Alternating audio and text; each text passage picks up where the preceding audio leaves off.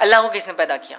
لوگ سوال کرتے ہیں، بہت سارے ایتھیسٹ وغیرہ ایسے لوگ ہم سے بھی کر سکتے دعوتی فیلڈ میں، ٹھیک ہے، یا وہ لوگ جو اللہ کو نہیں مانتے ہیں، گاڈ کو نہیں مانتے ہیں، کریٹر کو نہیں مانتے ہیں۔ میں ایک ایگزامپل دے کے بات سمجھاتا ہوں۔ اگر کوئی بول رہا ہے کہ بی کو کس نے پیدا کیا، تو ہم کہہ رہے سی، تو سی کو کس نے پیدا کیا، تو ہم کہہ رہے ڈی، تو ڈی کو کس نے پیدا کیا، تو ہم کہہ رہے ای۔ کوئی نہ کوئی تو فرسٹ ہوگا جس کو کسی نے نہیں پیدا کیا ہوگا، بٹ نیچرل ہے۔ آپ کتنا بھی لمبا جائیے، جانے کے بعد ایک سرٹن پوائنٹ پہ آ کے آپ کو یہ بات تو ماننا پڑے گی، کوئی ایک تھا جو بغیر بنائے بنا ہے۔ دیکھیں اللہ کو کس نے پیدا کیا، اس کو کسی نے پیدا کیا، تو اس کو کس نے پیدا کیا، پھر اس کو تو بات تو وہی جا کے پھر جو فرسٹ ہے پھر وہی ہوگا، اس کو کس نے پیدا کیا۔ کوشچن تو اینڈ لیس ہے۔ تو ہم کہہ رہے ہیں جو نہیں پیدا ہوا اللہ ہے، اور جس سے سب کچھ پیدا ہوا وہ اس کی مخلوق ہے، ختم۔ کوئی بتا بی کو کس نے پیدا کیا، تو آپ بول رہے نہیں سی تو ہوگا نا کوئی، تو میں بول رہا سی کو کس نے پیدا کیا، تو آپ ڈی ہوں گا، اچھا ڈی کو کس نے کیا، تو ای ہوں گا، تو اینڈ لیس چلتی جا رہی بات۔ تو کوئی نہ کوئی ایک ہے ذات جس سے ابتدا ہونا چاہیے پورے کائنات کی، لیکن اس بات پہ زیادہ غور و فکر نہیں کرنا چاہیے۔ میں نے صرف لاجیکل آپ کو ریزننگ کے لیے بات کہا، فکر کرنا نہیں چاہیے، اور ایسے کبھی خیالات آئے تو اللہ میں پناہ مانگنا چاہیے شیطان مردود سے، اعوذ باللہ من الشیطان۔ اور طریقہ بھی اب ہم کو پتہ چل گیا، یا ایمان کی کمزوری کی جو دعا ہے وہ بھی آپ پڑھ سکتے کسی بھی چیز میں، رضیت باللہ ربا وبالاسلام دینا وبمحمد نبیا۔ یہ خاص طور سے ایسے سوال کوئی لائے تو آپ نے فرمایا اللہ احد اللہ صمد لم یلد ولم یولد ولم یکن له کفوا احد۔ تو وہ لوگ جن سے اللہ محبت کرتا ہے، ظاہر سی بات ہے وہ لوگ ہوں گے جو اللہ کے رحمت کے مستحق ہوں گے۔ جن لوگوں سے اللہ محبت کریں گا ظاہر سی بات ہے اس کے مقرب لوگوں میں سے ہوں گے۔ جن لوگوں سے اللہ محبت کریں گا ظاہر سی بات ہے وہ جو ہے آخرت میں جو ہے نعمتوں کا فائدہ اٹھانے والے لوگ ہوں گے، جنت میں جانے والے لوگ ہوں گے، یاد رکھیں۔ تو ظاہر سی بات ہے وہ لوگ جن سے اللہ محبت کرتا ہے، یہ جاننا ہمارے لیے بہت ضروری ہے۔ جس چیز کو، جس پہلو کو ہم کو سمجھنا ہے وہ یہ ہے کہ بہت سارے لوگ اس چیز کا دعویٰ کرتے ہیں کہ اللہ ان سے محبت کرتا ہے، یہ ایک چیز ہے، اور ایک چیز یہ جو اللہ رب العزت خود بتائے وہ کس سے محبت کرتا ہے، یہ دوسری چیز ہے۔ تو کسی کا یہ کہنا کہ جو اللہ مجھ سے محبت کرتا ہے ایک الگ بات ہے، اور اللہ کا یہ کہنا کہ میں اس سے محبت کرتا ہوں الگ بات ہے۔ دیکھیے ہمارے زمانے میں ایسے ہی ہوتا ہے، ہر شخص یہ کہہ رہا ہے کہ اللہ مجھ سے محبت کرتا ہے، ہر قوم کری اللہ ان سے محبت کرتا ہے، کریٹر ان سے محبت کرتا ہے، لیکن سوال یہ ہے کیا اللہ کی طرف سے ہی بات ہے کہ وہ کس سے محبت کرتا ہے؟ تو آج ہم وہ چیزیں دیکھ رہے ہیں کہ وہ کون لوگ ہیں جن سے اللہ محبت کرتا ہے۔ ویسے تو قرآن میں اور سنت میں مطلب بہت سارے لوگوں کے بارے میں یہ بات آئی ہے، مطلب کچھ کے لیے تو الفاظ کے ساتھ آیا ہے، کچھ کے ساتھ معنی اور مفہوم کے ساتھ آیا ہے، کچھ کے ساتھ مختلف چیزوں سے، مطلب مختلف چیزوں سے آپ سمجھ سکتے ہیں کہ یہ اللہ کے چہیتے لوگ ہوں گے، یہ اللہ ان سے محبت کرتا ہے، یہ ایسا ہوں گا۔ کچھ کے ساتھ لفظاً مطلب بالکل الفاظ آئیں گے ایسا ایسا ہے، کچھ کے ساتھ لفظ نہیں آئیں گا لیکن اشارتاً آئیں گا۔ آج میں جو ہے ان مطلب جس کو کہیں گے کئی لوگوں میں سے جن کے بارے میں قرآن میں خود اور پھر سنت میں آتا ہے کہ اللہ ان سے محبت کرتا ہے، ان میں سے صرف 10 لوگوں کا تذکرہ آپ کے سامنے کروں گا۔ مطلب سب کا ہم نہیں کر سکتے، چونکہ اگر ہم سب کو لینا اگر شروع کر دیں تو لاتعداد لوگ میں سمجھتا ہوں ہو جائیں گے، چونکہ اس کو ایسا کوئی ہم اکاؤنٹس نہیں کر سکتے، یا کوئی بھی یہ نہیں کہہ سکتا کہ ایسی کوئی ایک کتاب ہے جس میں پورے وہ لوگ جن کا تذکرہ اللہ رب العزت والا جن سے محبت کرتا ہے، نہیں ہو سکتا ہے۔ تو میں نے سوچا چونکہ ہم سب کچھ تو نہیں کر سکتے، کچھ باتیں تو بہرحال ہم دیکھ سکتے ہیں، تو وہ کون لوگ ہیں یا وہ لوگ جن سے اللہ محبت کرتا ہے، ان میں سے چنندہ 10 لوگوں کا تذکرہ ہم کریں گے، اور یہ 10 کے 10 وہ ہوں گے جس کے بارے میں حدیث میں یا قرآن میں جو بھی ہم ٹیکسٹ لیں گے اس میں یہ الفاظ ہے کہ اللہ ان سے محبت کرتا ہے۔ تو گویا ہم بہت پریسائز ہیں، مطلب ہم وہ بھی نہیں رکھ رہے کہ جس میں اشارتاً کنارتاً آ رہا ہے، ہم وہی لیں گے جس میں الفاظ کے طور پر آ رہا ہے کہ اللہ محبت کرتا ہے، یا اللہ کی محبت وہ حاصل کرتے ہیں۔ تو آئیے وہ لوگ جن سے اللہ محبت کرتا ہے ان میں سے مختصر سے 10 لوگ آپ کے سامنے رکھتا ہوں جن سے اللہ رب العزت محبت کرتا ہے۔ آئیے ان چیزوں کو دیکھتے ہیں۔ سب سے پہلے ہم دیکھیں گے اللہ جن سے محبت کرتا ہے، یہ وہ لوگ ہیں جو احسان کرنے والے ہیں، یہ وہ لوگ ہیں جو احسان کرنے والے، یاد رکھیے۔ اور احسان کے کئی معنی آتے ہیں، آگے ہم دیکھیں گے۔ اللہ رب العزت فرماتا ہے سورہ بقرہ سورہ نمبر 2 آیت نمبر 195 میں اللہ فرماتا ہے، کہتا ہے وَأَحْسِنُوا إِنَّ اللَّهَ يُحِبُّ الْمُحْسِنِينَ، اور احسان کرو، اللہ تعالیٰ احسان کرنے والوں کو پسند کرتا ہے۔ یاد رکھیے لفظ آیا کہ اللہ احسان کرنے والوں سے محبت کرتا ہے، احسان کرنے والوں کو دوست رکھتا ہے۔ یاد رکھیے کیا فرمایا ہے، وَأَحْسِنُوا، احسان کرو، إِنَّ اللَّهَ يُحِبُّ الْمُحْسِنِينَ، اللہ احسان کرنے والوں سے محبت کرتا ہے، اللہ احسان کرنے والوں کو دوست رکھتا ہے، اللہ احسان کرنے والوں کو پسند کرتا ہے۔ یہ بات آ رہی تو گویا یہاں بات ایک دم کلیئر آ گئی کہ اللہ احسان کرنے والوں کو پسند کرتا ہے۔ اب احسان کا کیا معنی ہے؟ تو احسان کے مختلف معنی مختلف کانٹیکسٹ میں آپ کو لینا پڑے گا، کیونکہ قرآن میں بھی اور سنت میں احسان کے مختلف معنی آئے ہیں۔ جیسے مثال کے طور پر پڑوسی کے ساتھ اچھے سلوک کو احسان کہا گیا، کسی جگہ اللہ رب العزت کی عبادت کو خالص اس کے لیے کرنا اور ایسا کرنا کہ جیسے وہ دیکھ رہا ہے، اس کو احسان کہا گیا۔ کسی جگہ یہ کہا گیا کہ اللہ رب العزت کا احسان ہوگا لوگوں پر کہ آخرت میں جنت میں ڈالیں گے، تو پتہ چلا جنت کو احسان کہا گیا۔ تو مختلف کانٹیکسٹ میں احسان کے مختلف معنی آتے ہیں، تو اللہ احسان کرنے والوں کو پسند کرتا ہے۔ یہ چند مثالیں میں آپ کے سامنے رکھتا ہوں، ہم یہ دیکھیں گے قرآن کے اندر جو باتیں ہم کو پتہ چلتی ہے کہ وہ لوگ جو نیکی اور اطاعت الہی کے صلے میں ملنے والی جنت کو بھی احسان کرتے ہیں، مطلب وہ لوگ جو نیکی اور اطاعت کرتے ہیں اللہ کی، اس کے بدلے میں جو جنت ملیں گے اس کو بھی احسان کہا گیا۔ جیسے کہ قرآن کے اندر سورہ رحمان سورہ نمبر 55 اور آیت نمبر 60 میں اللہ نے فرمایا رکھا هل جزاء الاحسان الا الاحسان، کہ احسان کا بدلہ سوا احسان کے کیا ہوں گا، مطلب احسان کا بدلہ احسان کے سوا کیا ہوں گا، مطلب یہاں احسان سے مراد یاد رکھی وہ یہ ہے کہ اس کے بدلے ان کو جنت ملیں گی. تو احسان کا بدلہ احسان مطلب نیکی کا بدلہ جنت سے ان کو ملنے والا، یہ اس کا معنی ہے. اسی طرح صحیح مسلم کی ایک روایت ہے جس کے اندر دیکھیے الفاظ اس طرح سے ہے کہ اللہ کے رسول صلی اللہ علیہ وسلم فرمایا جو شخص اللہ اور یوم آخرت کے ساتھ ایمان رکھتا ہے اسے چاہیے کہ وہ ہم سائے کے ساتھ احسان کرے. مطلب جو شخص اللہ پر اور آخرت پہ ایمان رکھتا ہے اسے چاہیے کہ پڑوسیوں کے ساتھ احسان کرے. تو یہاں نیکی اچھے سلوک کو احسان کہا گیا. اسی طرح صحیح بخاری کی روایت کے اندر آتا ہے کہ جبرائیل علیہ الصلوۃ والسلام نبی اکرم صلی اللہ علیہ وسلم کے پاس آئے اور آپ سے سوال کیا کہ احسان کیا ہے محمد صلی اللہ علیہ وسلم. تو نبی اکرم صلی اللہ علیہ وسلم نے فرمایا اور کہا، دیکھیے حدیث کے الفاظ اس طرح سے آپ نے فرمایا احسان یہ ہے کہ تو اللہ کی عبادت اس طرح سے کر جیسے تو اسے دیکھ رہا ہے، جیسے تو اسے دیکھ رہا ہے، انت عبد اللہ کانک ترا، جیسے تو اسے دیکھ رہا ہے. پھر آگے فرمایا فإن لم تکن ترا فإنہ یرا، اور اگر یہ تو ظاہر سی بات نہیں ہو کہ اللہ کو ہم دیکھ رہے ہیں تو یہ جان لے اللہ تجھے دیکھ رہا ہے. تو یہاں عبادت کو خالصتاً اللہ کے لیے کرنے کو احسان کہا گیا. پھر وہ نماز بھی ہو سکتی، روزہ بھی ہو سکتا، عبادت بھی ہو سکتی، معاملات بھی ہو سکتا، اخلاقیات بھی ہو سکتے، اچھے سے لوگوں سے پیش آنا صرف اللہ کے لیے، یہ بھی شامل ہے. تو گویا کل عبادتوں کو خالص اللہ کے لیے کرنا یا ایسا کرنا کہ اللہ ہمیں دیکھ رہا ہے تو یہ ہو گیا احسان. کسی جگہ پڑوسی کے ساتھ اچھے سلوک کو احسان کہا جا رہا، کسی کی جگہ کہا جا رہا ہے کہ احسان کا بدلہ احسان ہے، مطلب نیکی کا بدلہ جنت ہے آخرت کے اندر. ٹھیک ہے، تو احسان کے بہرحال کئی معنی آتے ہیں. تو اگر اس بات کو ہم ایک جس کو کہیں گے ایک ڈیفینیشن کے طور پر احسان کیا ہے تو ہم یوں کہہ سکتے ہیں کہ احسان کیا ہے، اللہ تبارک و تعالیٰ کی مخلوق سے اچھا برتاؤ اور اللہ تبارک و تعالیٰ کی بہترین طریقے سے عبادت کرنا احسان ہے. مطلب اللہ کی مخلوق سے اچھا سلوک کرنا احسان ہے اور اللہ رب العزت کی عبادت کو اچھے سے کرنا یہ احسان ہے. تو جو یہ کریں گا اللہ اس کو محبوب رکھتا ہے، اللہ اس کو پسند کرتا ہے، اللہ اس سے محبت کرتا ہے. تو ہمیں چاہیے کہ ہم جو ہے ان لوگوں میں شامل ہو، یاد رکھیے جو احسان کرتے ہیں اور جن کو احسان کرنے کے بدلے آخرت میں جنت کا بدلہ ملے گا، یہ جو اپنی عبادتوں کو اللہ تعالیٰ جیسے دیکھ رہا ہے اخلاص کے ساتھ بہرحال پورا کرتے ہیں. تو یہ پہلے لوگ یاد رکھیں جن سے اللہ محبت کرتا ہے. آئیے دوسرے آج ہم جو دیکھیں گے جن سے اللہ محبت کرتا ہے وہ لوگ کون ہیں، تو ہم دوسرا دیکھیں گے پاک رہنے والوں سے اللہ محبت کرتا ہے. پاک رہنے والوں سے اللہ رب العزت قرآن میں فرماتا ہے سورہ توبہ سورہ نمبر 9 اور آیت نمبر 108 میں اللہ فرماتا ہے اور کہتا ہے واللہ یحب المتطہرین، کہ اللہ تعالیٰ پاکیزگی اختیار کرنے والے لوگوں کو پسند کرتا ہے. اللہ تعالیٰ پاکیزہ رہنے والے لوگوں سے محبت کرتا ہے. یہاں لفظ دیکھیے یحب کا لفظ ہے، محبت کرتا ہے. تو اللہ تعالیٰ پاک رہنے والوں سے محبت کرتا ہے. اس کا کیا معنی ہے؟ اس کا معنی ہے جو ستھرائی رکھتے ہیں. اب پاکیزگی کیا ہے؟ جو جسمانی پاکیزگی رکھتے ہیں، جو اپنے آس پاس پاکیزگی رکھتے ہیں، جو اپنے گھر اور محلوں کو پاک رکھتے ہیں، جو پاکی اور صاف صفائی کو پسند کرتے ہیں. اس لیے گندگی کو، نجاست کو، غلاظت کو شریعت نے پسند نہیں کیا. لیکن بڑی افسوس کی بات ہے کہ اسلام کے اندر اور طہارت پاکیزگی کا کیا مقام ہے؟ تو طہارت یاد رکھیے وہ نصف آدھا دین کہا گیا، پاکی آدھا ایمان کہا گیا. بہرحال تو پاکی کو آدھا نصف ایمان کہا گیا. تو گویا پاکی کا اتنا زبردست تصور اسلام میں ہے کہ صاف صفائی ستھرائی کو اسلام پسند کرتا ہے کہ اس کو آدھا ایمان کہا گیا. یاد رکھیے کہ پاکی آدھا ایمان ہے. اور پاکی آدھا ایمان کہنے کے باوجود بھی یاد رکھتے ہیں ہم آج دیکھتے ہیں کہ مسلمان جو ہے نہ اپنے سوچ کو، نہ اپنے خیالات کو، نہ اپنے ماحول کو، نہ اپنے اطراف کو، نہ اپنے جسم کو، کسی چیز کو پاک نہیں رکھ رہے ہیں. بڑی تعجب کی بات ہے. مسلمان تو وہ لوگ ہونا چاہیے جو سب سے زیادہ صاف ستھرے رہتے ہیں، اس لیے کہ اللہ تعالیٰ ایسے لوگوں سے محبت کرتا ہے. اور اس کے تعلق سے یاد رکھیے سنن ابن ماجہ کی ایک روایت ہے، ابو ہریرہ رضی اللہ عنہ فرماتے ہیں اور کہتے ہیں نبی اکرم صلی اللہ علیہ وسلم نے فرمایا یہ آیت کریمہ اہل قباء کے لیے نازل ہوئی تھی. مطلب قباء کے لوگوں کے لیے آیت نازل ہوئی تھی. کون سی والی؟ یہ والی کہ اللہ تعالیٰ جو ہے پاکیزہ لوگوں کو پسند کرتا ہے، اللہ تعالیٰ جو ہے پاک صاف رہنے والوں کو پسند کرتا ہے. یہ قباء کے لوگوں کے تعلق سے نازل ہوئی تھی. ابو ہریرہ رضی اللہ عنہ فرماتے ہیں وہ پانی سے استنجا کرتے تھے تو ان کے متعلق یہ آیت نازل ہوئی. پھر انہوں نے فرمایا کہ کیا آیت کیوں نازل ہوئی تھی؟ آپ صلی اللہ علیہ وسلم فرمایا ان کے لیے ہوئی تھی اور کس وجہ سے؟ وہ فرماتے اس لیے کہ یہ استنجا کرتے تو پانی سے کرتے، مطلب طہارت لیتے، صفائی کرتے تو پانی سے کرتے. یاد رکھیے پیشاب وغیرہ کو جاتے تو پانی کا استعمال کرتے. تو یہاں دیکھیے جسمانی صفائی کی بات ہو رہی ہے، اس لیے میں نے کہا جسمانی صفائی بھی ہے، خیالات کی صفائی بھی ہے، اپنے جسم کے دیگر اعضاء کی صفائی ہے، اپنے اطراف کی چیزوں کی صفائی ہے، اپنے گھر، اپنے ماحولیات کی صفائی کے بارے میں. گویا اسلام اس چیز کو پسند کرتا ہے. ایک مسلمان کو چاہیے وہ پاک صاف رہنے کی بہرحال کوشش کرے اور گندگی سے، غلاظت سے، چاہے سوچ کی ہو، چاہے جسمانی ہو، چاہے آس پاس کی ہو، بچے. بہت سارے لوگ اپنے گھر وغیرہ کو تو صاف رکھتے ہیں لیکن سڑکوں کو اور دوسروں کے گھروں کو آنے جانے کے راستوں کو گندا کرتے ہیں.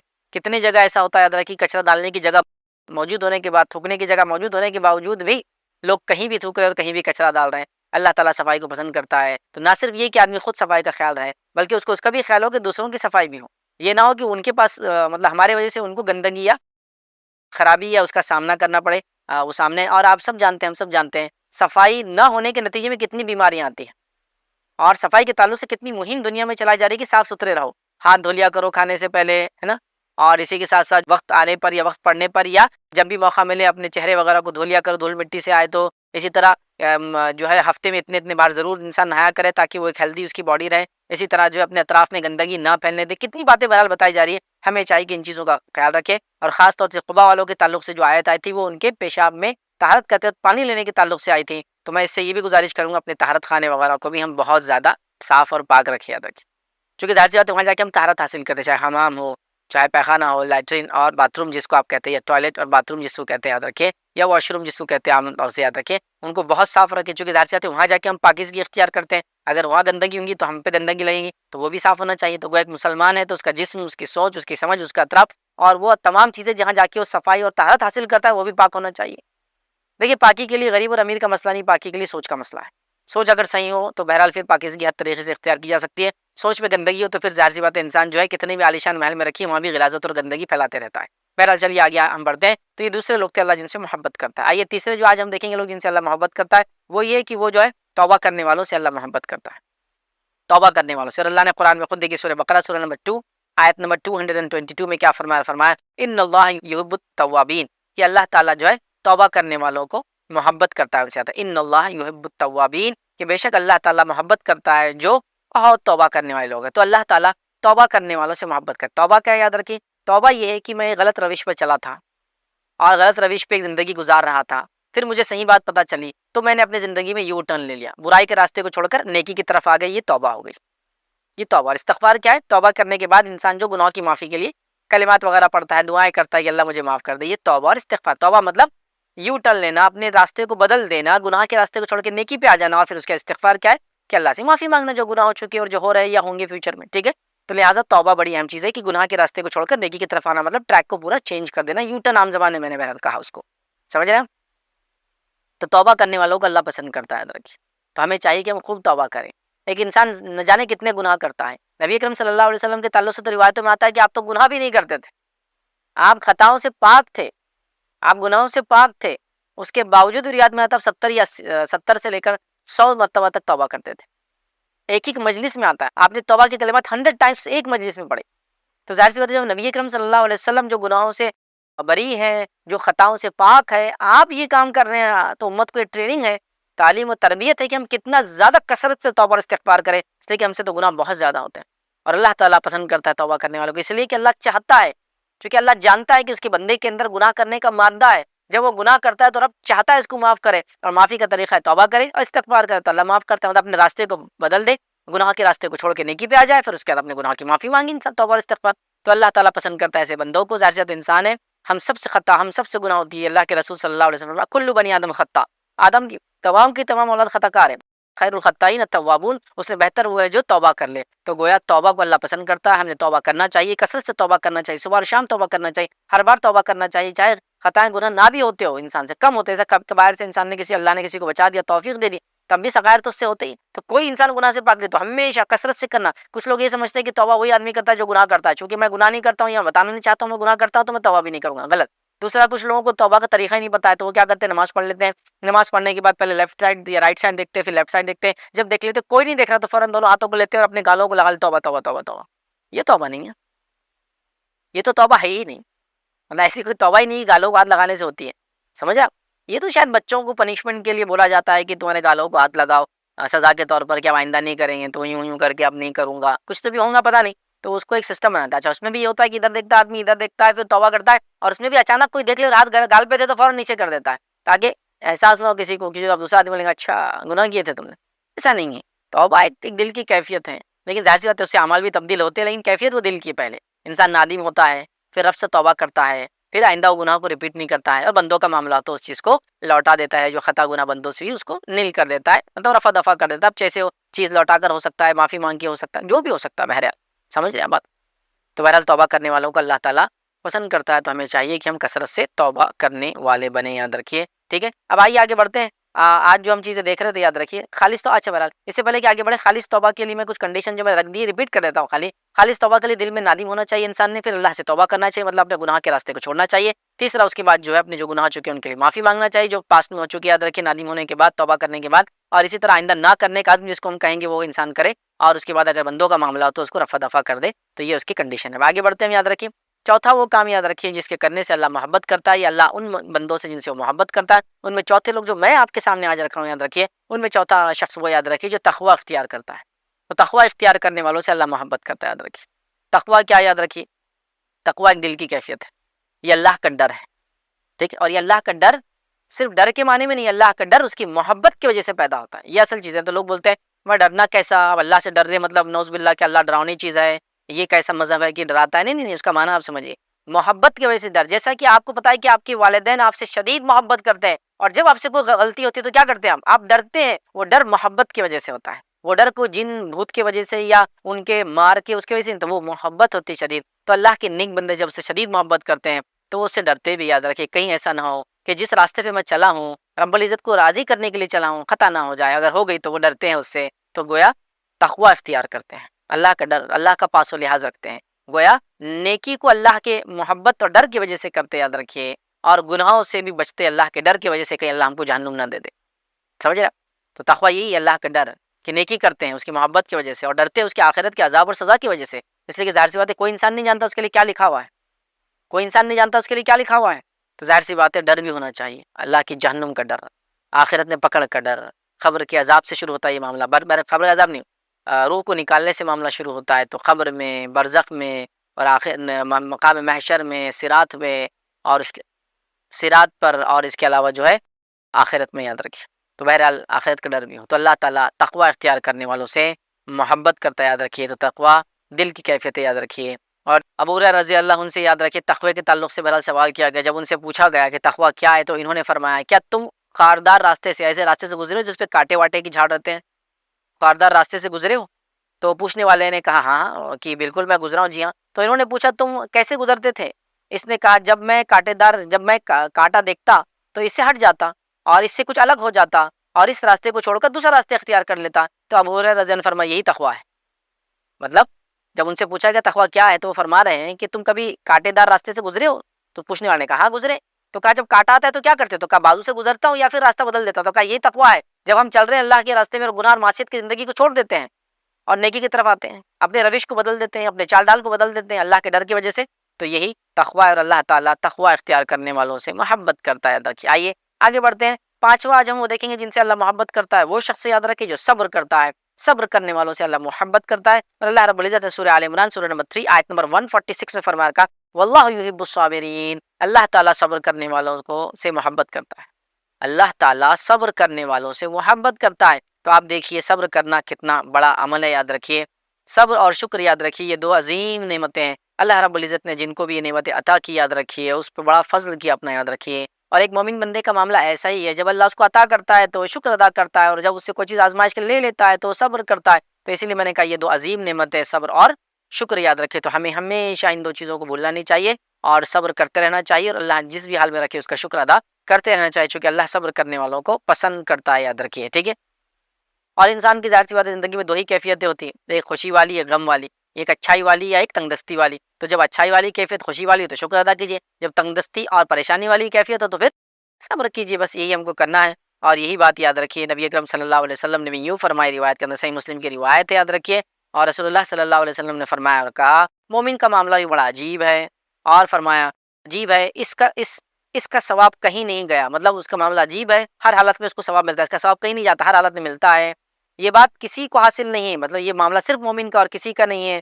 اور آپ نے فرمایا اگر اس کو خوشی حاصل ہوتی ہے تو شکر ادا کرتا ہے، اور اگر اس کو جو ہے کوئی پریشانی ہے اور اس کا بھی اس کو ثواب ملتا ہے، اور اگر کوئی نقصان پہنچتا ہے تو صبر کرتا ہے، اس کا بھی اس کو ثواب ملتا ہے. تو آپ نے فرمایا مومن کا معاملہ عجیب ہے، جب مشکل میں بھی ہوتا ہے تو صبر کرتا ہے تو اس کا اجر ملتا ہے، جب خوشحالی میں ہوتا ہے تو شکر ادا کرتا ہے اس کا بھی اجر ملتا ہے. تو ظاہر سی بات ہے ہمیں صبر کرنے والا بننا چاہیے. صبر بڑی اہم چیز ہے، صبر کا دامن کبھی نہیں چھوڑنا چاہیے. صبر حق بولنے میں، چونکہ حق بولنے کے بعد تکلیفیں آ سکتی ہے. صبر حقوق کو دینے میں، چونکہ جب حق دیتے ہیں ایک دوسرے کا، جب حق دیتے ہیں ایک دوسرے کا تو ایسا معاملہ ہوتا ہے. اسی طرح صبر کا معاملہ کسی نقصان پر، صبر کا معاملہ کسی چیز کے کھونے پر، صبر کا معاملہ کسی کی موت پر، صبر کا معاملہ کسی ناکامی پر، صبر کا معاملہ کسی بھی قسم کے نقصان پر. صبر کا معاملہ ہر بار انسان کے ساتھ ہونا چاہیے. اور جو انسان سچے طور سے صبر کرتا ہے اللہ کی خاطر یاد رکھے تو اللہ تعالیٰ اس کو بدلا دیتا ہے. جیسے کہ ایک روایت میں جب اللہ تعالیٰ کسی بندے کی کوئی محبوب چیز چھین لیتا ہے اور اس پہ صبر کرتا ہے تو اللہ اس کو جنت دیتا ہے اس کے بدلے. اور صبر کا بدلہ سوائے جنت کے اور کچھ بھی نہیں. یاد رکھ تو کسی کی موت پر صبر، کسی کے سے جانے پر صبر، بیماری کے آنے پر صبر، بزنس کے ڈاؤن ہونے پر صبر، کا نتیجے میں فیل ہونے پر صبر ہم کو کرنا ہے. یاد رکھیے اپنی کوشش جاری رکھنا ہے، لیکن اس کے بعد بھی نتیجہ جب ایسا ہے تو صبر کرنا ہے. آئیے آگے بڑھتے ہیں. صبر یاد رکھیے بڑی فضیلت والی چیز ہے، بڑی اہم چیز ہے. اور یہ جتنے پارٹ میں دیکھیے اب تک جتنی باتیں آپ کو کہہ رہا ہوں، یہ ہر ایک جو پوائنٹ میں لے رہا ہوں نا، اس پہ میرا آلریڈی ایک لیکچر موجود ہے. ہر پوائنٹ پہ آپ جو بھی لے لیں، صبر لے لیں، تقوی لے لیں، اس کے علاوہ جتنے پوائنٹس میں اس سے پہلے لیتا چلا رہا ہوں یاد رکھیے، طہارت کے معاملے میں لے لیں، سارے ہی عنوانات پہ آپ اگر میرے نام سے ڈالیں گے تو آپ کو کمپلیٹ لیکچرز بھی اس کے ملیں گے. بہرحال چلیے آگے بڑھتے ہیں. اور آج کا جو 6 پوائنٹ ہم دیکھیں گے کہ اللہ تعالیٰ کن لوگوں سے محبت کرتا ہے، اس کے اندر وہ ہے اللہ پر توکل کرنے والے. اللہ پر توکل کرنے والوں سے اللہ محبت کرتا ہے. توکل مطلب وہ ہے کہ جس ذات پر بھروسہ کیا گیا ہو تو مکمل بھروسہ اسی پر ہو، اس کو بولتے ہیں توکل. جیسا کہ اگر میں کہتا ہوں میرا اللہ پر یقین ہے، بھروسہ ہے، تو اس کا مطلب یہ کہ کمپلیٹ ریلائنس میرا اللہ پر ہوگا، مکمل طور سے عقیدہ میرا ہوگا کہ اللہ ہی سب کچھ کرنے والا ہے، اس کے علاوہ ذرہ برابر بھی میرا اس کے علاوہ کچھ نہیں. اس کو کہتے ہیں توکل. مطلب جس ذات پر اعتماد کرنے کا دعویٰ کیا گیا ہو کلی طور سے، دل اور جسمانی اعتبار سے، اسی پہ اعتماد کرنا، کمپلیٹ ٹرسٹ، یہ توکل ہے. تو توکل کرنے والوں سے اللہ محبت کرتا ہے. قرآن میں اللہ رب العزت نے فرمایا رکھا، سورہ آل عمران سورہ نمبر 3 آیت نمبر 159 میں اللہ نے فرمایا ان اللہ یحب المتوکلین، اللہ تعالیٰ توکل کرنے والوں سے محبت کرتا ہے. اللہ پہ ٹرسٹ کرنے والے، اللہ پہ بھروسہ کرنے والوں سے، توکل کرنے والوں سے اللہ تعالیٰ محبت کرتا ہے. اور یقین اللہ پر توکل ہر حالت میں، کہ رزق اللہ دینے والا ہے، مصیبت اللہ دینے والا ہے، تکلیف ہٹانے والا اللہ ہے، کوئی چیز، ہر چیز میں توکل اللہ پر. سمجھ رہے ہیں بات کو؟ تو یہ ضروری یاد رکھیں. آئیے عمر بن خطاب رضی اللہ عنہ نے ایک روایت کی نبی اکرم صلی اللہ علیہ وسلم جامع ترمذی کی حدیث ہے. آپ صلی اللہ علیہ وسلم فرما دے کہ حدیث کے الفاظ اس طرح سے ہے کہ اگر تم اللہ پر توکل بھروسہ کرو جیسا اس پر توکل بھروسہ کرنے کا حق ہے، تو تمہیں اسی طرح رزق ملے گا جیسے وہ پرندوں کو رزق دیتا ہے. صبح وہ بھوکے نکلتے ہیں اور شام واپس جو ہے لوٹ آتے ہیں تو جو ہے پیٹ بھر کر واپس آتے ہیں. صبح بھوکے نکلتے ہیں اور شام آسودہ ہو کے مطلب پیٹ بھر کر واپس آتے ہیں.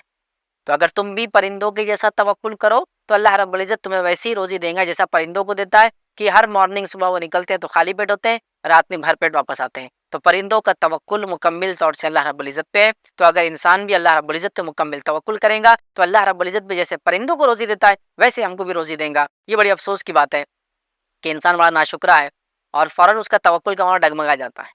جیسا ایمان پر ہے اور ایمان کے ساتھ ساتھ وہ حلال روزی کمانے کی کوشش کر رہا ہے، سود نہیں لے رہا ہے، رشوت نہیں خوری نہیں کر رہا ہے، دھوکہ نہیں دے رہا ہے، جھوٹ نہیں بول رہا ہے، لیکن اس کو آگے شیطان بولتا ہے ارے جھوٹ نہیں بولیں گا تو بزنس کیسا چلے گا. اب اس کا توکل اللہ پر سے ہٹ جاتا ہے. وہ یہ سوچتا ہے کہ شاید میں سچ بولوں گا تو اب رزق نہیں ملے گا، تو توکل اس نے اللہ پہ سے ہٹا دیا. اس نے یہ سوچا کہ جھوٹ بولنے سے رزق ملتا ہے.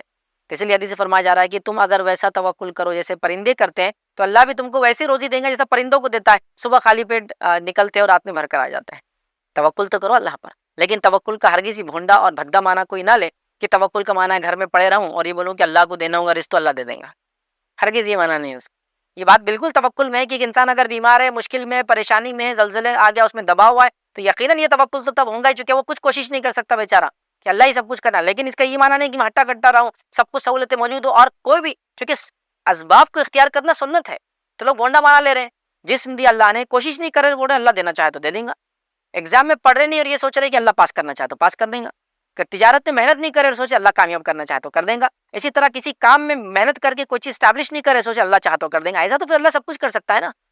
آپ کی کوشش کہاں ہے موجود؟ آپ کوشش کیجیے. سنت یہ کہ کوشش کرنا ہے. توکل میں اسباب اختیار کرنا ضروری ہے. تو لہٰذا کوئی توکل کا معنی یہ نہ لے کہ گھر میں بیٹھوں گا اور منہ میں رزق آ جائے گا. ایسا تو آپ جو ہے کسی جھاڑ کے نیچے بھی لیٹے تو آگے جو منہ میں جو پھل نہیں گرتا اس کا. اسباب اختیار کرنا ہے، کوشش کرنا ہے. آپ سمجھ رہے ہیں؟ تو لہٰذا پرندے گھونسلوں میں بیٹھتے نہیں ہیں، پرندے حدیث میں گھونسلوں سے نکلتے ہیں، اسباب اختیار کرتے ہیں. تو پرندوں کے جیسا توکل مطلب پرندے گھونسلوں سے نکلتے ہیں، خالی پیٹ بھر پیٹ آتے ہیں. تو ہم کو بھی ویسی توکل کرنا ہے کہ اللہ دینے والا. نکلو تو صحیح دنیا میں، جاؤ تو صحیح کمانے کے لیے، کوشش تو کرو کامیابی کے لیے. نتیجہ اللہ کے ہاتھ میں. کوشش تو کرو حق کے لیے، لڑائی کے لیے، کہ حق کے لیے میں ڈٹ جاؤں گا، جو ہوگا دے. توکل اللہ پر. پھر کوشش کچھ نہیں، بس اللہ سب کچھ کرے گا. تو ایسا تو اللہ تعالیٰ پھر ہر چیز کر سکتا ہے. پھر دنیا بنانے کی وغیرہ ضرورت کیا تھی؟ اسباب اختیار کیجیے، یہ سنت ہے. تو توکل کرنے والوں سے اللہ محبت کرتا ہے. آئیے ساتواں ہم دیکھیں گے وہ لوگ جن سے اللہ محبت کرتا ہے وہ ہے عدل اور انصاف کرنے والوں سے اللہ محبت کرتا ہے. عدل و انصاف کرنے والوں سے اللہ محبت کرتا ہے. اس کی بہت کمی ہے آج کے دنیا میں. عدل اور انصاف کرنے والوں سے اللہ محبت کرتا ہے. اللہ نے قرآن میں کیا فرمایا؟ سورہ مائدہ سورہ نمبر 5 آیت نمبر 42 میں اللہ نے فرمایا رکھا ان اللہ یحب المقسطین، کہ اللہ تعالیٰ جو ہے یقیناً بے شک اللہ عدل کرنے والوں سے محبت رکھتا ہے. ٹھیک ہے، اللہ عدل کرنے والوں سے. عدل اور انصاف کامنلی اردو میں یوز ہوتا ہے، لیکن عدل کرنے والوں سے مقسطین کہا، جو عدل کرتے ہیں، انصاف قائم کر دے. یاد رکھیے یہ بہت اہم چیز ہے، یاد رکھیے، یہ بہت اہم چیز ہے، یاد رکھیے، ٹھیک ہے. تو انصاف کرنا بڑی اہم چیز ہے، یاد رکھیے. اور انصاف کرنے کے تعلق سے، یا ایک منصف بادشاہ، انصاف کرنے والے بادشاہ کے بارے میں نبی اکرم صلی اللہ علیہ وسلم نے کیا فرمایا؟ آپ نے فرمایا وہ لوگ جو 7 لوگ عرش کے سائے کے نیچے ہوں گے روز قیامت، جس روز دوسرا کوئی سایہ نہ ہوگا، اس میں سے یاد رکھیے وہ 7 لوگوں میں ایک وہ ہے، ایسا بادشاہ، یاد رکھیے، جو عدل اور انصاف کرتا تھا، یا ایسا حکمراں جو عدل اور انصاف کرتا تھا، وہ اس سائے میں ہوں گے. تو عدل اور انصاف ضروری ہے. آج ہمارے پاس عدل اور انصاف کی شدید کمی ہوگی، شدید سمجھتے ہیں نا، ایکسٹریم کمی ہوگی عدل اور انصاف. ہم بچوں میں انصاف نہیں کرتے ہیں، ہم بیویوں میں انصاف نہیں کرتے ہیں، ہم گھر والوں میں انصاف نہیں کرتے ہیں، ہم پڑوسی میں انصاف نہیں کرتے، اپنا خاندان والا سامنے آ گیا تو سامنے والے سے انصاف نہیں کرتے. ہو رہا ہے نہیں ہو رہا ہے؟ دیکھیے اب یہی ہو رہا ہے. بھائی میرا بھائی غلط کیسے ہو سکتا؟ تو ناانصافی، تو ناانصافی دنیا میں بھر چکی ہے. اور جب ناانصافی دنیا میں ہوتی ہے نا، یاد رکھیے، تو پھر قتل و غارت، خون خرابے، جنگیں اور تمام فتنے فساد ہوتے ہیں. انصاف بڑا اہم ہے. زمین پہ جب بھی ظلم ہوگا اور انصاف کے خلاف کام ہوگا، یاد رکھیے، تو نتیجہ یہ ہوگا زمین جو ہے شر سے، فتنوں سے، فساد سے بھرنے والی ہے. تو انصاف بڑی اہم چیز ہے. تو ہم لوگ چھوٹے سے لے کر بڑے لیول تک انصاف کرنے والے بنے. یاد رکھیے عرش کے سائے میں ایک انسان ہوگا، حکمراں ہوگا، جو عدل اور انصاف کرتا تھا. اسی طرح ایک روایت میں آتی ہے، انس بن مالک رضی اللہ عنہ فرماتے ہیں اور کہتے ہیں، اور یہ سلسلہ حدیث صحیحہ کی روایت ہے، اور حدیث کے الفاظ اس طرح سے کہ ایک آدمی نبی اکرم صلی اللہ علیہ وسلم کے پاس بیٹھا ہوا تھا. اس کے پاس اس کا بیٹا آیا، اس نے اسے بوسہ لیا اور اس کو اپنے گود میں بٹھا لیا. اور بعد میں اس کی بیٹی آئی، اس نے اس کو بوسہ نہیں لیا، اسے اپنے ساتھ بٹھا لیا لیکن اس کو بوسہ نہیں لیا. نبی اکرم صلی اللہ علیہ وسلم نے فرمایا اس کے درمیان انصاف کیوں نہیں کیا؟ یعنی بیٹے کو بوسہ لیا تو بیٹی کو بھی بوسہ لیتا. یہاں یہ بھی پتہ چل گیا بیٹا اور بیٹی میں فرق نہیں کرنا چاہیے، اس اعتبار سے کہ کوئی ایک افضل ہے اور ایک مفضول ہے. دونوں اللہ کی نعمتیں ہیں، دونوں اللہ کے نزدیک برابر ہیں، دونوں اللہ کی دین ہے جو انسان کو اللہ دیتا ہے. یاد رکھیے، ٹھیک ہے. تو یہاں ہمارے پاس بیٹوں کا کریز ہوتا ہے ایک تو، اور کریز کے ساتھ ساتھ پھر یہ مسئلہ ہوتا ہے کہ بیٹیوں کو بڑا حقیر سمجھا جاتا ہے. یہ غلط بات ہے، یاد رکھیے، ٹھیک ہے. تو بہرحال تو نبی اکرم صلی اللہ علیہ وسلم نے بیٹے کو بوسہ دے کر گود میں بٹھا اور بیٹی کو صرف بٹھا لیا. تو آپ نے کہا کہ تو انصاف کر. تو پتہ چلا بچوں میں انصاف، محبت میں انصاف ہے نا، جتنا ہو سکتا، کمپلیٹ نہیں ہو سکتا، ٹھیک ہے، لیکن انصاف کہ ظاہری طور سے بیٹے کو بوسہ لیتا بیٹی کو بھی لیتا. بیویوں میں انصاف، یا بیوی کے ساتھ انصاف، یا ایسا نہیں کہ بیوی اور بہن آ گئی تو بہن حق پر ہوں گی، بیوی ظالمہ ہوں گی، یا بیوی اور ماں آ گئی تو پھر بیوی حق پر ہوں گی، ماں نہیں ہوں گی، یا ماں اور بیوی. سب کے ساتھ انصاف کا معاملہ رکھیے، چھوٹے سے لے کر بڑے تک، یہاں تک کہ آپ ایک عام انسان، گھر کے ذمہ دار سے لے کر قوم اور ملت کے رہنما اور حکمراں کیوں نہ بن جائے، انصاف کا معاملہ ہر بار ہوگا. اور اللہ رب العزت ایسے لوگوں کو پسند کرتا ہے جو اس کی زمین پر عدل قائم کرتے، انصاف کرتے. یاد رکھیے، اور چھوٹے چھوٹے معاملے سے لے کر بڑے بڑے معاملے تک آج ہم ناانصافی کو اختیار کرتے ہیں. ایسا نہ کریں، چونکہ اللہ تعالیٰ ظالم لوگوں کو پسند نہیں کرتا. آئیے ایک جو پوائنٹ ہم دیکھیں گے آج، اللہ جن لوگوں سے محبت کرتا ہے وہ کون ہوں گا؟ یاد رکھیے وہ ہے اتباع رسول کرنے والوں سے اللہ محبت کرتا ہے. مطلب جو نبی اکرم صلی اللہ علیہ وسلم کے طریقے پر چلتے اللہ ان سے محبت کرتا ہے. یاد رکھیے. اور اللہ رب العزت نے قرآن میں سورہ آل عمران سورہ نمبر 3 آیت نمبر جو 31 میں فرما رکھا، قل ان کنتم تحبون اللہ فاتبعونی یحببکم اللہ ویغفر لکم ذنوبکم واللہ غفور رحیم. جس کا معنی ہے کہ کہہ دیجئے محمد صلی اللہ علیہ وسلم کہ اگر تم اللہ سے محبت کرنے کا دعویٰ کرتے ہو، قل ان کنتم تحبون اللہ فاتبعونی، تو میری اتباع اور میری پیروی کرو، میرے طریقے پہ چلو. فاتبعونی یحببکم اللہ، تو اللہ تم سے محبت کرے گا، ویغفر لکم ذنوبکم، اور تمہارے گناہوں کو معاف کرے گا، واللہ غفور الرحیم، اللہ بڑا معاف کرنے اور رحم کرنے والا ہے. تو کہا قل ان کنتم تحبون اللہ، اگر تم چاہتے ہو یا تم دعویٰ کرتے ہو تم اللہ سے محبت کرتے ہو، فاتبعونی، تو میری اتباع کرو تو اللہ کی محبت ملیں گی. تو بغیر نبی اکرم صلی اللہ علیہ وسلم کی اتباع کے کسی کو اللہ کی محبت حاصل نہیں ہو سکتی. یاد رکھیے، چونکہ یہود بھی دعویٰ کر رہے تھے اس زمانے میں کہ اللہ کیا محبوب ہے، نصارہ بھی دعویٰ کر رہے ہیں اللہ کیا محبوب ہے، مشرکین مکہ بھی دعویٰ کر رہے ہیں اللہ رب العزت کے محبوب ہے. اللہ رب العزت فرما رہا ہے کہ اللہ کس سے محبت کرتا ہے؟ نبی کے ذریعے فرما، قل ان کنتم تحبون اللہ، کیا نبی آپ کہہ دیجئے ان لوگوں سے اگر تم اللہ سے محبت کا دعویٰ کرتے ہو، فاتبعونی، تو میری اتباع کرو، یحببکم اللہ، تو اللہ تم سے محبت کرے گا. تو اللہ ہم سے محبت کرتا ہے اگر ہم نبی اکرم صلی اللہ علیہ وسلم کی اطاعت اور فرمانبرداری کرتے ہیں. اور آج ہمارا معاملہ نبی اکرم صلی اللہ علیہ وسلم کی اطاعت فرمانبرداری کا کیا ہے؟ ہم اپنی دین اور شریعت کے ہر معاملے میں منمانی کرتے ہیں. جو میں چاہوں گا، جیسا میں چاہوں گا، جیسا میرا دل چاہے گا میں ویسا کروں گا. نہیں، یہ نہیں ہوتا. دین کا معاملہ ہے تو جب اللہ پر ایمان کا دعویٰ ہے تو اللہ نے جو شریعت کو نازل کیا، شریعت کو نبی اکرم صلی اللہ علیہ وسلم کے ذریعے ہم کو سمجھایا، ویسے ہی سمجھ کے اس پہ عمل کرنا ہے. میں اپنے طریقے سے نماز، روزہ، زکوٰۃ، حج کر کے اللہ کے پاس نیکی تک نہیں پہنچ سکتا. تو نبی اکرم صلی اللہ علیہ وسلم کی اتباع لازم ہے. تو لہٰذا اللہ نے یہ بات تو بالکل بیان کر دی کہ اگر اللہ سے محبت کا کوئی دعویٰ کرتا ہے تو نبی کے طریقے پہ چلے تو اللہ کی محبت حاصل ہوتی ہے. نبی کا طریقہ نہیں تو رب کی محبت بھی نہیں. بات یاد رکھ لیجیے، یہ بات بہت زیادہ آج کے زمانے میں سے جاننا اور سمجھنا ضروری ہے، چونکہ ہر آدمی یہ کہہ رہا ہے میں اللہ کا محبوب بندہ ہوں، اللہ مجھ سے محبت کرتا ہے، اور نبی کی مخالفت کر رہا ہے. نبی کی مخالفت کرنے والے سے اللہ محبت کبھی کر ہی نہیں سکتا ہے. کسی معاملے میں، چھوٹے چھوٹے معاملے میں اللہ کی نبی کی مخالفت ہم کریں گے صلی اللہ علیہ وسلم، دنیا میں ذلیل اور رسوا ہوں گے، یاد رکھیے، اور آخرت میں یاد رکھیے پریشان ہو جائیں گے. جنگ احد کا آپ کو واقعہ معلوم ہے، بہت ریپیٹ نہیں کروں گا، بس مختصر بتاؤں گا. نبی اکرم صلی اللہ علیہ وسلم نے ایک گروہ کو بھیجا جو تقریباً 50 تیر انداز صحابہ پر مشتمل تھا، جو عہد کے پہاڑ کے بیک سائڈ میں کھڑے تھے، چونکہ اس کے پیچھے سے راستہ تھا جو آ سکتا تھا، اور صحابہ اس کی یہ طرف تھے، پہاڑ کے سامنے تھے، اور پیچھے سے اگر کوئی آ جائیں گا تو دونوں طرف سے اٹیک ہوگا، سامنے سے بھی دشمن پیچھے سے دشمن، تو آپ نے کھڑا کیا اور یہ کہا کہ اگر پرندے آگے ہمارا گوشت نوچ بھی لے تو تم نیچے نہ اترنا۔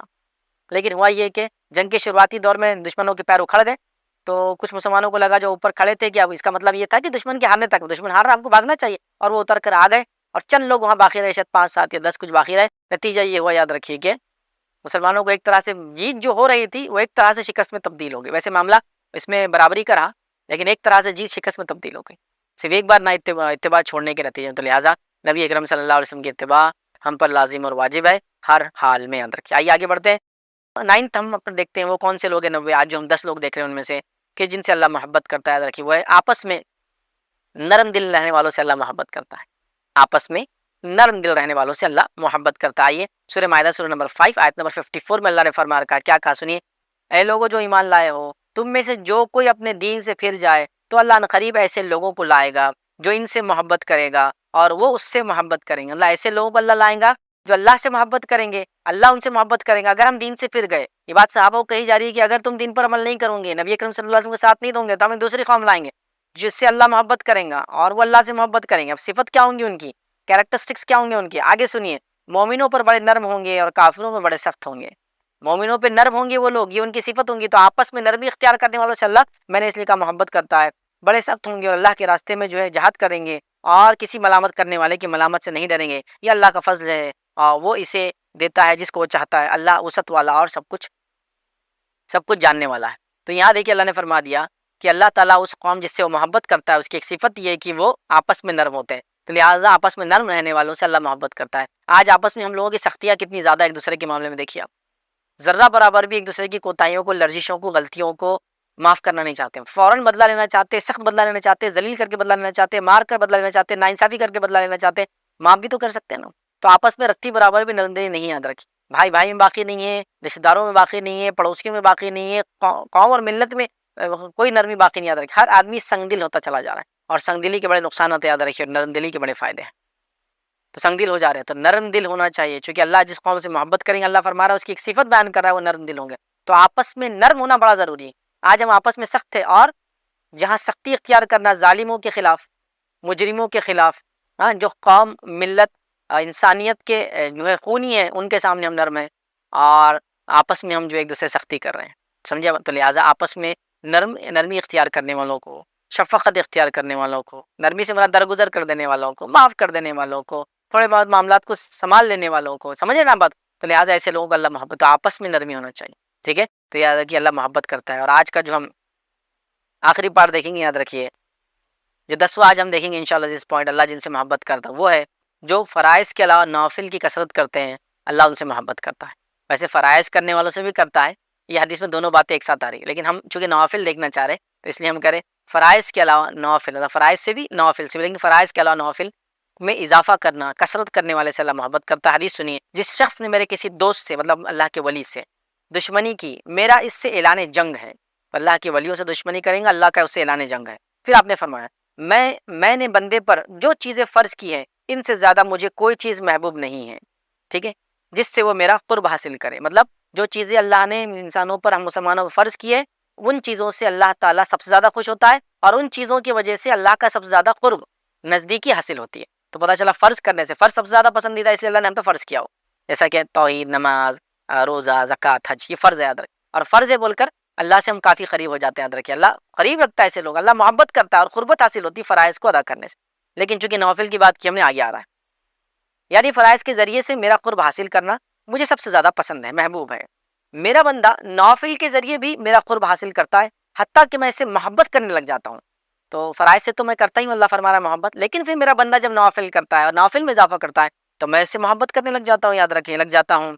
اور جب میں اس کے ذوق عبادت، مطلب فرائض کی ادائیگی کے بعد نوافل کے اہتمام کی وجہ سے جو اس کا ذوق عبادت ہے، محبت کرتا ہوں، تو اس کے نتیجے میں یہ ہوتا ہے کہ میں اس کا کان بن جاتا ہوں جس سے وہ سنتا ہے، جس کا معنی یہ نہیں کہ اللہ نعوذ باللہ اس کے اندر چلا جاتا ہے، اس کا معنی یہ ہے، یا یہ بھی نہیں کہ اللہ کا ایک حصہ اس میں آ جاتا ہے، نعوذ باللہ نہیں، اس کا معنی ہے کہ اللہ تعالیٰ اس کو وہی چیز سناتا ہے، یا بندہ وہی چیز سنتا ہے جو جائز ہے سننا اس کا، تو اللہ اس کا کان بن جاتا ہے جس سے سنتا ہے، معنی یہ وہ وہ جائز چیز سنتا ہے جو صحیح ہے، غلط چیزوں کو، حرام چیزوں کو نہیں سنتا ہے۔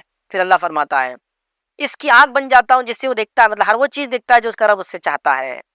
اس کے وہ ہاتھ بن جاتا ہوں جس سے وہ پکڑتا ہے، مطلب ہر وہ چیز بندہ پکڑتا ہے جو جائز ہے، حرام چیزوں کا ہاتھ نہیں لگاتا ہے.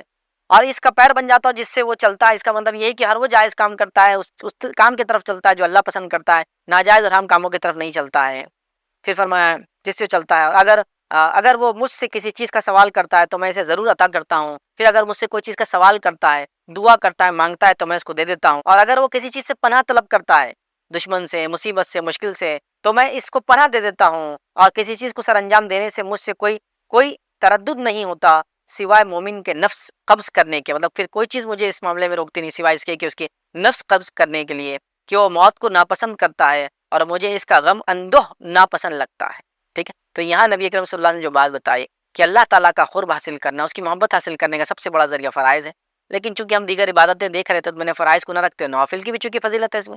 حالانکہ 2 پوائنٹ اس میں آ رہے ہیں. تو نوافل کے نتیجے میں یہ ہوتا ہے کہ جب انسان فریضہ ادا کرتا ہے تو اللہ سے قریب ہوتا ہے، لیکن اور اضافہ کرتا ہے جب نوافل کا فرض کے بعد تو اللہ سے وہ قریب ہو جاتا ہے، اور اللہ اس سے پھر محبت کرنے لگ جاتا ہے. اور اس کی محبت کے نتیجے میں یہ ہوتا ہے کہ وہی چیز سنتا ہے جو اللہ چاہتا ہے، وہی چیز دیکھتا ہے جو اللہ چاہتا ہے، وہی جگہ چیزوں کو پکڑتا ہے جو اللہ چاہتا ہے، اور انہی چیزوں کی طرف چلتا ہے جو اللہ چاہتا ہے. یہ اس کو فائدہ ہوتا ہے. پھر وہ اللہ سے دعا کرتا ہے، اللہ اس کی دعا سنتا ہے، اللہ سے پناہ طلب کرتا ہے، اللہ اس کو پناہ دے دیتا ہے. تو لہٰذا کتنی زبردست بات یاد رکھیے اس میں کہی گئی. تو لہٰذا پتہ چلا فرائض کے علاوہ نوافل کرنے سے ہمیں اللہ کا قرب حاصل ہوتا ہے، محبت حاصل ہوتی ہے. اور یقیناً اب رمضان کا مہینہ قریب ہے، ہم جو لیکچر دیکھ رہے ہیں تو ہمیں چاہیے کہ ہم نوافل کا اضافہ ابھی سے شروع کر دیں تاکہ پھر رمضان آتے آتے ہمارا نوافل میں اور اضافہ ہو جائے اور ہم نیکیوں کی طرف اور زیادہ بڑھنے والے اور نیکیوں کو زیادہ زیادہ کرنے والے بہرحال بن جائے. تو آئیے یہ 10 پوائنٹ جو میں نے مناسب سمجھی. اللہ کن لوگوں سے محبت کرتا ہے وہ باتیں میں آپ کے سامنے رکھوں، یا وہ لوگ جن سے اللہ محبت کرتا ہے. تو کئی لوگوں سے کرتا ہے اللہ. ویسے تو قرآن و سنت میں بہت ساری باتیں آتی ہیں لیکن اتنا وقت نہیں تھا، تو ہم نے 10 لوگوں کو میں نے چنا اور 10 پوائنٹ کی شکل میں آپ کے سامنے رکھا کہ یہ وہ 10 لوگ ہیں جن سے اللہ نے محبت کے بارے میں خود کہا.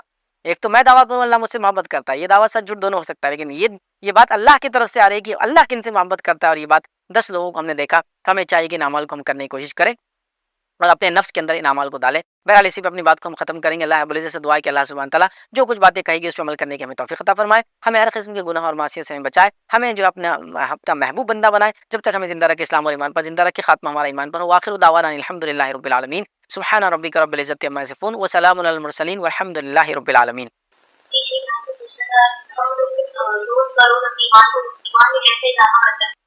دیکھیے سوال آیا کہ انسان بزی ہوتا ہے اپنے ورک میں اور کبھی کبھار جو ہے ایمان میں کمزوری آتی ہے، اعمال بھی کبھی کم ہوتے ہیں. تو دیکھیے اللہ کے ذکر سے اپنی زبان کو اگر ہم تر رکھیں گے تو انشاءاللہ سے ایمان بھی تازہ رہیں گا. ٹھیک ہے، جیسے نماز ہم ہمیشہ نہیں پڑھ سکتے، کبھی نوافل کا ٹائم بھی نہیں ملتا، روزہ ہمیشہ نہیں رہ سکتے، صحت ساتھ نہیں دیتی، کبھی حالات نہیں ہوتے. خواتین ہیں تو بہت سارے ایسے ایام ہوتے ہیں جس میں نماز روزہ ہوتا بھی نہیں، یاد رکھیے. تو اس میں کیا کرنا ہے؟ تو آپ اللہ کے ذکر سے اپنی زبان کو تر رکھیے، یاد رکھیے، اس سے ایمان تازہ ہوتے رہتا ہے. دیکھیے رمضان کے اندر ہماری ایمانی کیفیت الگ ہوتی ہے، رمضان کے بعد الگ ہوتی ہے. کیوں ایسا ہوتا ہے؟ رمضان میں کیا چیز ہم زیادہ کرتے ہیں بتائیے؟ اللہ کا ذکر تو زیادہ کرتے ہیں، توبہ کرتے ہیں، استغفار کرتے ہیں، قرآن کو سنتے ہیں، قرآن کو پڑھتے ہیں. تو اللہ کے ذکر کے بڑھنے کی وجہ سے ہماری ایمانی کیفیت بھی بلند ہو جاتی ہے. تو لہٰذا اگر کچھ نہ بھی کر سکے تو ذکر، سبحان اللہ، الحمدللہ، استغفر اللہ، ماشاء اللہ، انشاءاللہ، تبارک اللہ، سلام وغیرہ، مطلب جو چھوٹے چھوٹے اذکار ہیں ان کو آپ کنٹینیوس کرتے رہے. اس کے علاوہ بھی ظاہر سی بات ہے آپ نمازوں میں اضافے کا اہتمام، روزے میں اضافے کا اہتمام کریں. لیکن یہ ایک چیز میں بتا سکتا ہوں جو کامنلی ہم کر کے اپنے ایمان کو فریش اور تر و تازہ رکھ سکتے ہیں. دوسرا، ایسے مجلس اور ایسے لوگوں میں بیٹھنے کی کوشش کیجیے جہاں جانے سے بھی آپ کا ایمان تر و تازہ ہو جاتا ہے. کہ تو ایسی بہت ساری مجلسیں جہاں جانے سے ایمان میں کمزوری، کٹوتی، گھٹاوٹ جس کو کہتے ہیں، برائی آ جاتی ہے اور ایمان بوجھل ہو جاتا ہے. لیکن کچھ مجلسیں ایسی بھی جن میں جانے سے آپ کا ایمان ریفریش لگے گا.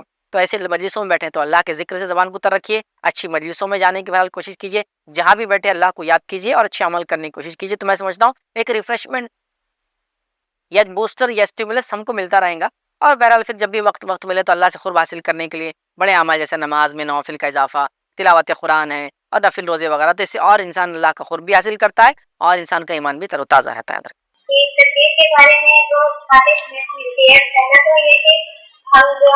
دیکھیے تقدیر کے بارے میں جو آپ نے سوال کیے نا، تو تقدیر کا معاملہ ایسا ہے کہ تھوڑا کمپلیکیٹ ہے اور میں نے اس پر کئی جوابات دیے. تو آپ کیا کریں، تقدیر کے بارے میں میرے نام ڈالے، فیض سید یا ایڈوکیٹ فیض سید تقدیر، آپ کو اس میں ڈیٹیل میں آنسر ملیں گا. چونکہ جیسے آپ نے سوال کیا، سوال بہت اچھے سے آپ نے فریم کیا کہ تقدیر میں سب لکھا ہے تو کیا دعا کرنا چاہیے، اور اگر تقدیر میں لکھا ہے تو ایک عورت کے نکاح ہوتا ہے اور اس کو شوہر صحیح نہیں ملتا یا پھر وہ ایسا ہوتا ہے ویسا ہوتا ہے، تو کیا یہ بھی تقدیر کا حصہ تھا اور کیا یہ بھی اچھا ہی ہے؟ تو یاد رکھیں جو کچھ بھی انسان کے ساتھ ہوتا ہے وہ اچھا ہی ہوتا ہے.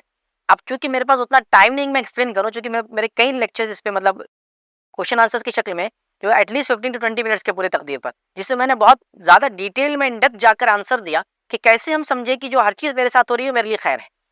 تو اتنے شارٹ پیریڈ میں شاید میں نہیں سمجھا پاؤں گا آپ کو کہ وہ کیسے خیر ہے. بس اتنا تو کہہ سکتا ہوں آپ نے جو سوال کیا کہ ہر چیز جو ہمارے ساتھ ہوتی ہے اس میں خیر کا پہلو ہے. کچھ چیزیں ہمارے لیے آزمائش ہوتی ہے تاکہ آخرت میں ہمارے گناہوں اس کے سے مٹ جائے, اور کچھ چیزیں ہمیں اس لیے دی جاتی ہے کہ سمجھے نا, مطلب یا تو اگر آزمائش آتی ہے تو آخرت کے اعتبار سے ہماری گناہ معاف ہو رہے, اور اگر اچھائی کو ہمارے ساتھ ہوتی ہے تو ہم شکر ادا کرتے ہیں نہیں کرتے, اللہ ہمارا ٹیسٹ کر لیتا ہے اس کے ذریعے.